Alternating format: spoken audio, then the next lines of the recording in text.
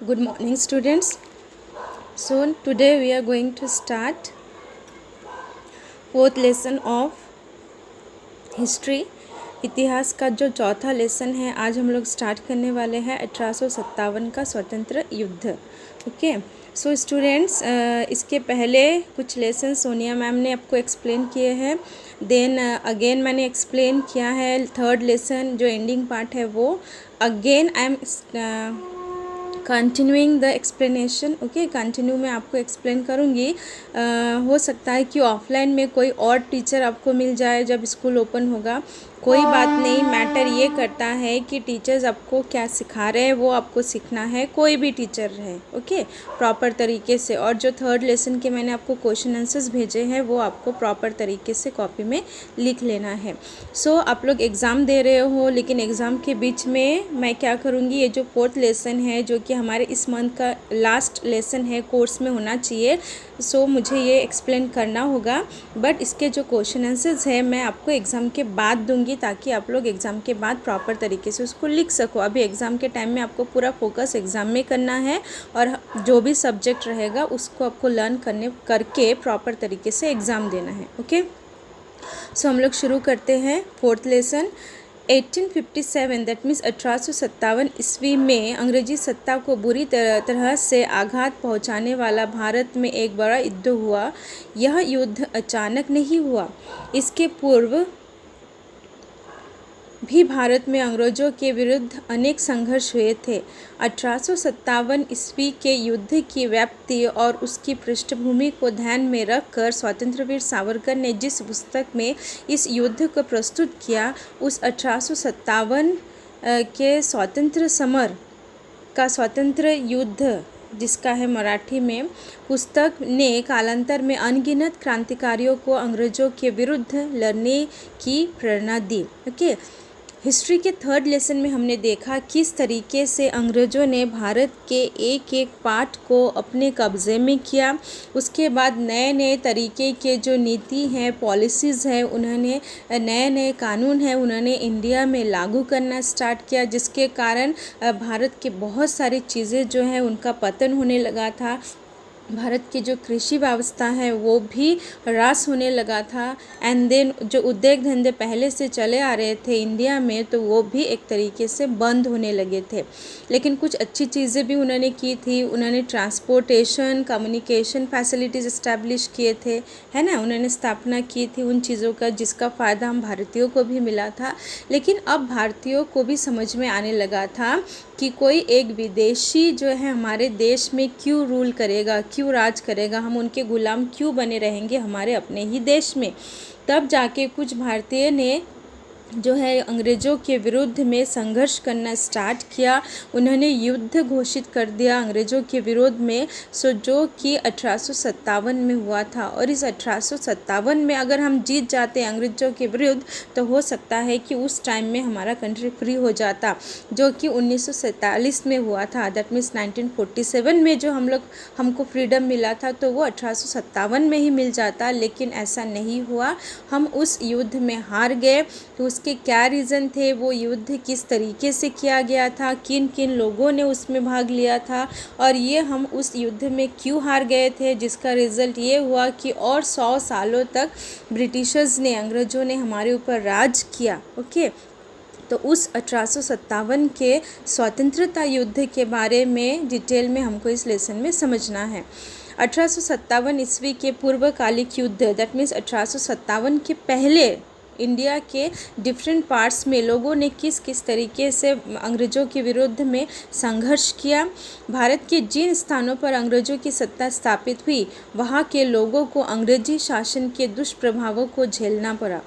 Company की सत्ता के कारण ही हमारा सभी स्तरों पर शोषण हो रहा है, यह बोध भारतीयों को मन में उत्पन्न होने लगा और इस सत्ता के विरुद्ध असंतोष भी बढ़ता गया. ओके, कि इंडियंस को, जैसे मैंने कहा कि भारतीयों को अभी एक फीलिंग्स आने लगी थी, एक भावना आने लगी थी कि हमारे ऊपर अंग्रेज़ों के सत्ता होने के कारण ही हमें बहुत सारे दुष्परिणाम भोग करने पड़ रहे हैं, ये इन भारतीयों को फील होने लगा था। सो इसीलिए हमें क्या करना है, इन अंग्रेज़ों को हमारे देश के बाहर करना है और जो असंतोष या फिर जो परेशानियां हमको हो रही हैं उससे हमको निजात पाना है, ये भारतीयों को समझ में आने लगा।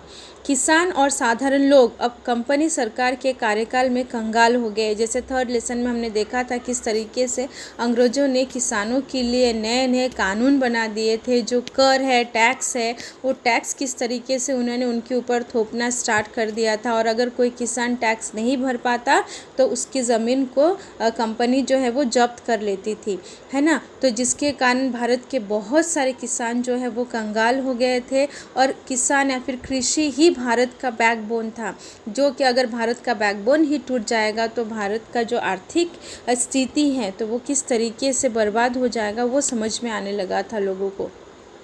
ऐसे में 1770 ईस्वी में बंगाल प्रांत में बड़ा अकाल पड़ा। अंग्रेजी शासकों का साधारण लोगों के साथ आचरण बड़ा ही उदासीन एवं संवेदन शून्य रहा। 1763 ईस्वी से 1857 ईस्वी के कालखंड में बंगाल में पहले सन्यासियों और उसके बाद फकीरों के नेतृत्व में किसानों ने संघर्ष किया। ऐसे ही संघर्ष गुजरात, राजस्थान, महाराष्ट्र और दक्षिण भारत में भी हुए। एक तरीके से एक तरफ तो किसान और जो साधारण लोग थे उनकी हालत बहुत ज़्यादा ख़राब हो गई थी और ऐसे में 1770 में भारत में अकाल आपको पता है ना, जिस साल बारिश नहीं होती तो उस साल किसान खेती नहीं कर पाते, अनाज नहीं उगा पाते, जिसके कारण लोगों को खाना नहीं मिलता है और अकाल पड़ जाता है। तो जब अकाल की स्थिति आई तो कंपनी ने, अंग्रेज गवर्नमेंट ने क्या किया, किसी की भी हेल्प नहीं की। उसके बदले में उन्होंने क्या किया, जो टैक्स पद्धति उन्होंने शुरू किया था, कर पद्धति, उसी को उन्होंने कंटिन्यू किया और लोगों के ऊपर फोर्स करने लगे कि तुम किसी भी तरीके से टैक्स जो है वो पे करो, है ना। इसका ये जो स्थिति है इसके बारे में देखो एक फिल्म भी बनी हुई है, लगान, है ना। लगान में आप देख सकते हो कि किस तरीके से किसानों के ऊपर अंग्रेजी या फिर कंपनी सरकार जो है वो एक तरीके से ज़बरदस्ती कर रही थी। और इन सभी चीज़ों को देखते हुए पहले तो सन्यासियों ने और फिर बाद में फ़कीरों ने भी क्या किया, अंग्रेजी गवर्नमेंट के अगेंस्ट में किसानों का साथ देते हुए संघर्ष स्टार्ट किया। ऐसे ही संघर्ष तो ये बंगाल में स्टार्ट हुआ था, इस तरीके के संघर्ष, और फिर बाद में भारत के दूसरे प्रांतों में जैसे गुजरात, राजस्थान, महाराष्ट्र और दक्षिण भारत में भी शुरू हो गए उनको फॉलो करते हुए। उमाजी नाइक का किया गया संघर्ष प्रखर स्वरूप का था। सुमाजी नायक का नाम इस संघर्ष में स्पेशली लिया जाता है क्योंकि उन्होंने बहुत स्ट्रांगली अपोज किया था ब्रिटिशर्स का। उन्होंने एक घोषणा पत्र जारी कर अंग्रेज़ों के विरुद्ध लड़ने और अंग्रेजी सत्ता को न मानने का आह्वान किया। उन्होंने अपनी धाक, पुणे, सातारा, अहमदनगर, सोलापुर, नासिक, भोर आदि भागों में निर्माण की।